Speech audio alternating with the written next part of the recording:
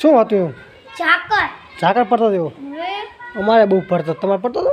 હું તો બહુ પડતો હતો, જીત ઘરે પડતો હતો. એમ અમારે જેવો ના હોય તો અમારે જેવો પડતો ઝાકર. અમારે બહુ પડતું હતું. તમારે તો દેખાતું હશે, અમારે તો કઈ દેખાતું નહીં, એવો ઝાકર પડતો હતો. અમારે પેલા ના દેખાય, પછી રખી જાય તાર દેખાય. લકે દેખાય ને ન દેખાય.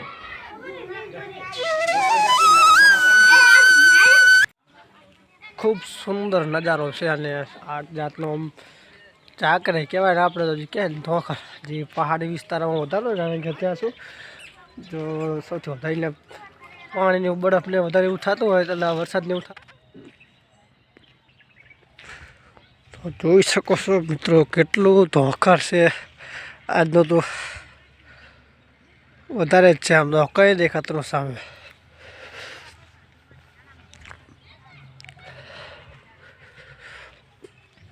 જબરદસ્ત ધોખર પડેલું આવું તો પહેલી વાર જોયું. જોઈ શકો છો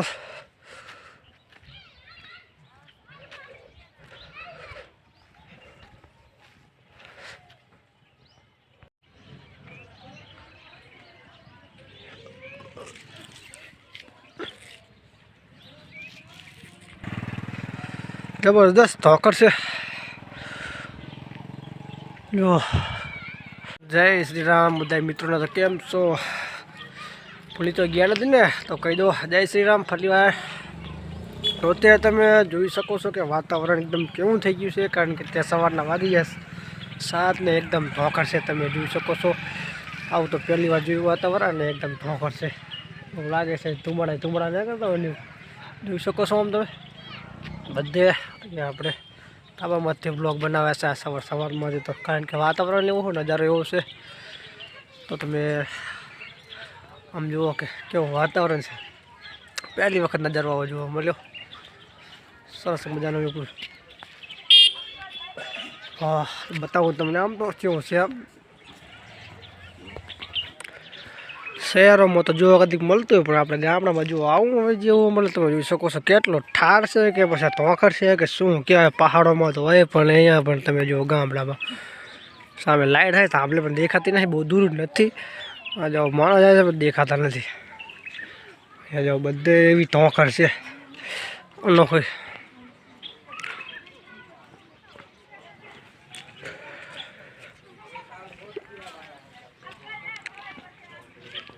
ખૂબ સુંદર નજારો છે અને આ જાતનો આમ ઝાકર કહેવાય ને આપણે તો કે ધોખર જે પહાડી વિસ્તારોમાં વધારે કારણ કે ત્યાં શું જો સૌથી વધારે પાણીની બરફને વધારે એવું થતું હોય એટલે વરસાદને એવું થતું હોય એટલે વધારે ધોખર વધારે પડતી હોય. અને આપણે અહીંયા ઓછું જોવા મળે, 4 જ જોવા મળે.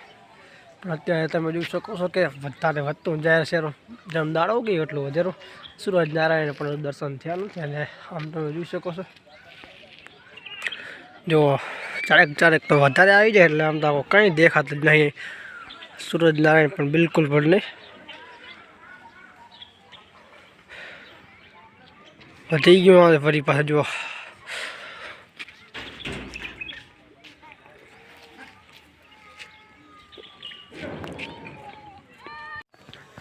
સરસ મજાનું વાતાવરણ છે. લુક પણ તમે જોઈ શકો છો. આપણે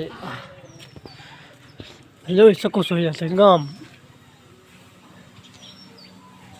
ધોખર છે બધે વધારે પડતો હતો. જો બધા સવારમાં ઉઠી અને ઠંડી પણ આજની ઓછી કારણ કે ઠાર વધારે પડતો હોય.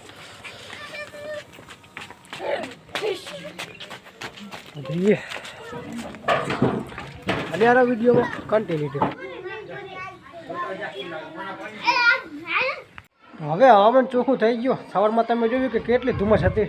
એ આપણે ભાષામાં કહીએ તો કે ઝાકર એટલો ઝાકર પડતો હતો કે કશું દેખાતું નહોતું. 20 મીટરના 30 મીટરના અંતરે તો સામે કોઈ લોકો આવતા હોય સાદર આવતું હોય દેખાવામાં આમ થોડાક લાગતું બધું.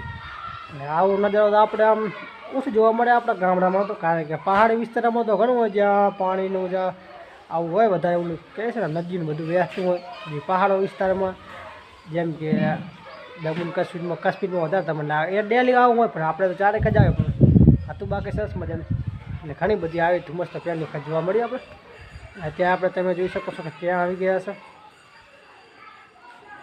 તો આમ તો તમે જોઈ ખબર પડી જશે કે આપણે સાસરીમાં આવી ગયા છે કારણ કારણ કે સવારમાં આપણે ત્યાં હતા ને બપોર પછી અહીંયા આવતા રહે છે 12 વાગ્યા પછી આવે છે એટલે ત્યાં તમે જોઈ શકો છો કે વાતાવરણ એકદમ ચોખ્ખું કરી નાખ્યું સવારમાં તો ખૂબ ધુમ્મસ હતી નહીં તનું સવારમાં કેવો ઝાકર પડતો હતો તમારે પડતો હતો અમારે તમારે નહીં હોય અમારે હતો અમાર તો આગળ કે એક તો એને તો દુકાન પડી ના રે દીકા તો એને તો માંગ્યું શું હતું એવું ચાકર ઝાકર પડતો હતો એવું વે અમારે બહુ પડતો તમારે પડતો હતો ઓય મને તો બહુ પડતો તો જીત ઘરે પડતો તો એમ અમારે જેવો ના હોય તો અમારે જેવો પડતો ઝાકર અમારે બહુ પડતું હતું તમારે તો દેખાતું હશે અમારે તો કંઈ દેખાતું નહીં એવો ઝાકર પડતો હતો અમારે પેલા જે બે પેરા ના દેખાય પછી રખી જાય તાર દેખાય લકે દેખાય ને ન દેખાય કેવું પડતો હતો એવો ઝાકર બહુ પડતો તો દેખાતી ટાઢ આવતી હતી એને શું કહેવાય ખબર છે ધમાડા તમારે ઉડતા હતા શું અમે સીટ વજ્યા તો તાર તો જો તમારા ઉડતા એ ધમાડા કહેવાય કે ઝાકર ધુમ્મસ શું કહેવાય ને ધુમ્મસ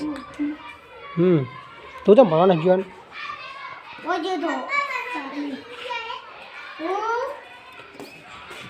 તો મિત્રો આપણે આવી ગયા સાસરિયા મને શું કારણે આવે છે તમને જણાવી દઉં તે છે બર્થડેમાં આવે છે બર્થડે પાર્ટીમાં તો સાંજે તમને બતાવીશ અને બને રહેજો વિડીયોમાં તો કન્ટિન્યુ રહેજો ત્યાં સુધી